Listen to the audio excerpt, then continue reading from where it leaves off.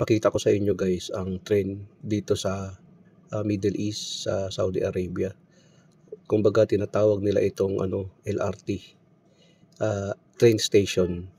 Train station kasi ito dito guys, may mga station kasi yan. Pero ang train nila guys, walang operator, yung mayroong nagda-drive, walang driver kung makikita natin. Ito yung latest model ng train na ginagamit ngayon. Hindi katulad doon sa atin, yung LRT station, mayroon siyang operator.